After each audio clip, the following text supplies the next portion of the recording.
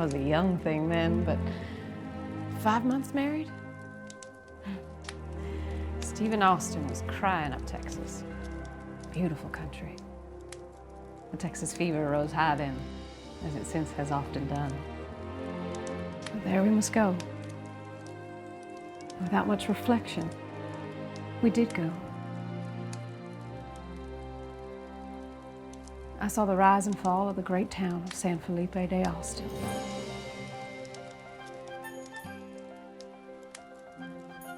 Stephen F. Austin had gone to Mexico on business for the colony.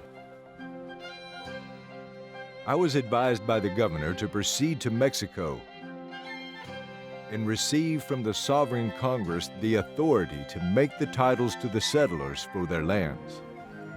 That following August, he came back from Mexico and located the town of San Felipe de Austin.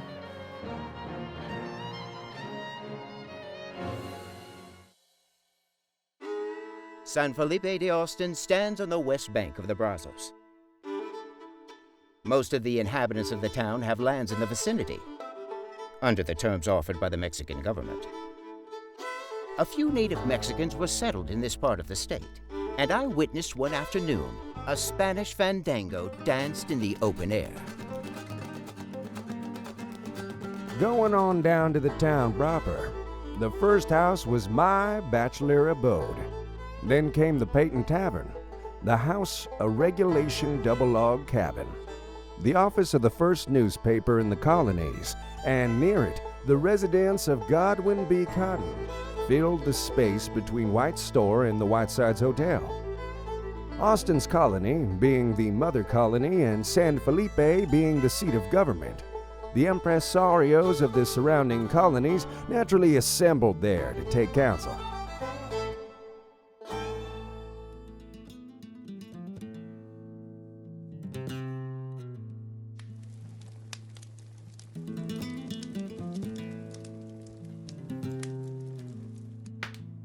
Tehran passed through in a costly carriage and mules covered with silver.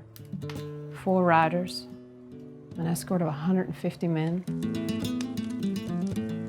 He stopped for a day or two with Colonel Austin.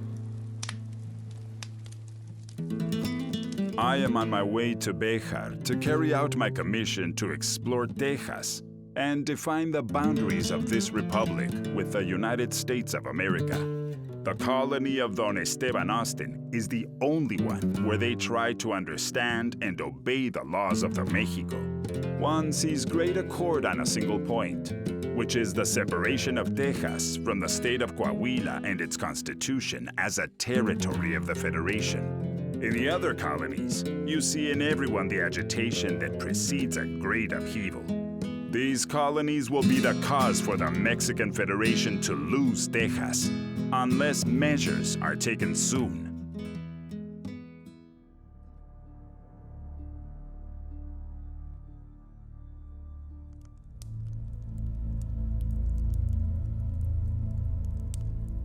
The Mexican government passed laws that caused much upset in Texas. Alcalde Frank Johnson and Council Secretary William Travis often supped at my tavern table and talked about the growing conflict. In my time as alcalde, the national government established military posts to hold in check the colonists. More insulting and unjust was the decree of the 6th of April, 1830, by which all North Americans were prohibited from coming to and settling in Texas. We know our rights and will assert and protect them, and that constitutions, laws, and sacred guarantees are not things to be broken and trampled underfoot at the will and pleasure of every petty tyrant. On April 13, 1833, the people of Texas held a convention in San Felipe de Austin. In it they talked of separating from Coahuila. A constitution was drawn up to this effect. Texas needs a state government and is determined to have one. We have lately had a convention and asked for admission as a state separate from Coahuila. This request is accompanied by a constitution. I was appointed by the convention to take on our application for admission as a state and depart tomorrow. Should this application be refused, It will be the greatest error ever committed by the Mexican government.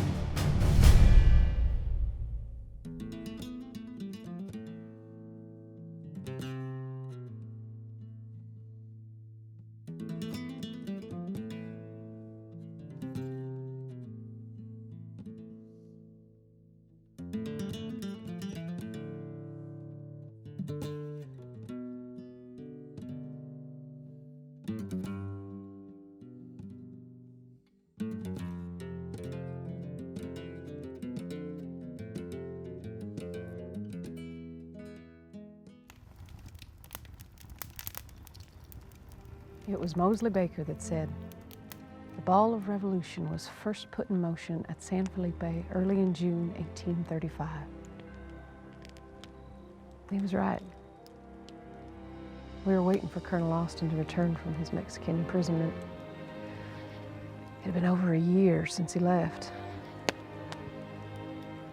Upon his return, he made his position clear.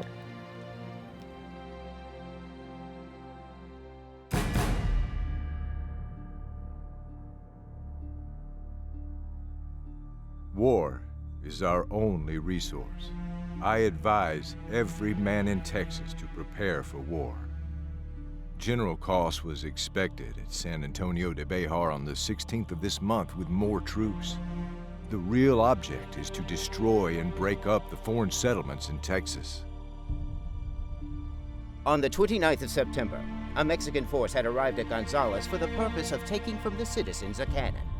Now commences the war. Volunteer troops of Texas will take up the line of march for Bejar. Goliad was taken by Captain Collinsworth on the 8th. At the Concepcion mission, they were defeated by Colonel Bowie and Captain Fannin. I have the satisfaction to enclose an account of the storming and surrender of San Antonio de Bejar. Some were for independence, some were for the Constitution of 1824, and some for anything, just so it was a row. But we were all ready to fight.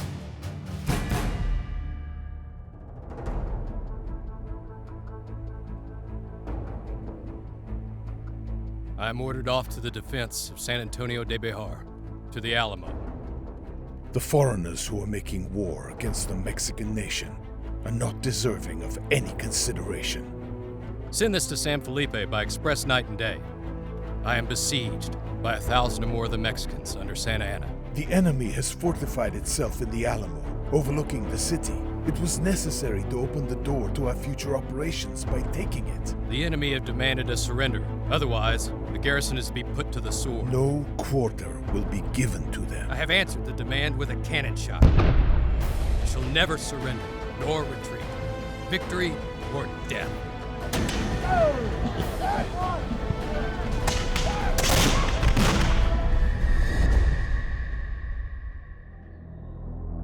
The Alamo was taken.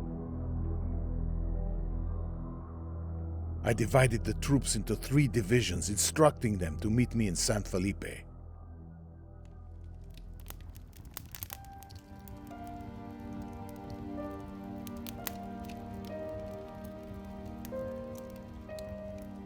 The express announcing the tragedies of the Alamo and Goliad came at midnight. It roused the whole town. Everybody was in the street crying and moans. Moonlight. Houston had ordered a retreat to San Felipe. Captain Mosley Baker informed me that he had orders from Houston to cross the families over the river so that they may make their way as best they can to the United States. What commotion and destruction of property followed. Many had to cross on foot, mud up to their knees, women and children pell-mell. I was the last to cross. And I said to Captain Baker, as I cast a long and lingering look over my deserted home, "Don't burn the town. All I have is there."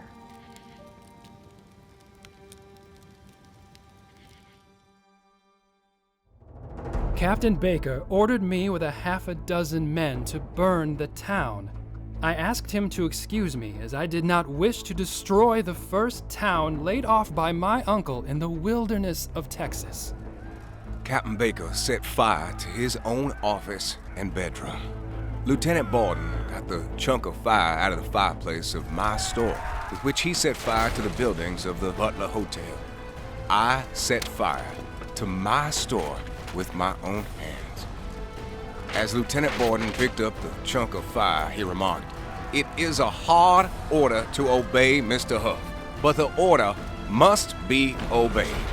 We will long remember the evening and night of the 29th of March, 1836.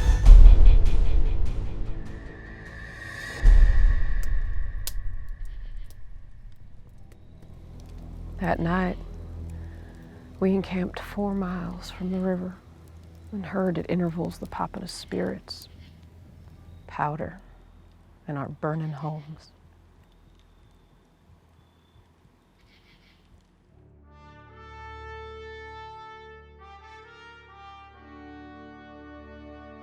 This morning, we are in preparation to meet Santa Anna. It is the only chance of saving Texas. Yonder, within less than a mile, is the tyrant, Santa Anna. Remember, comrades, that we this day fight for all that is dear to us on earth. Our homes, our families, and our liberty.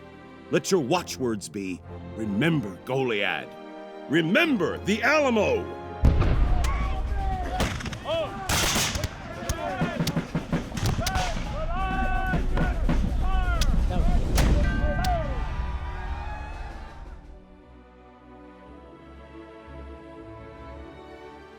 At length, boys come running with good news. Battle fought. Victory won. Sam Houston beat Santa Anna. I didn't believe it. We gathered up to go home as fast as we could. And such homes. San Felipe was bare of everything but ruins. All my things were burnt. I had to sleep under the trees. Yes. I saw the rise and fall of the great town of San Felipe de Austin.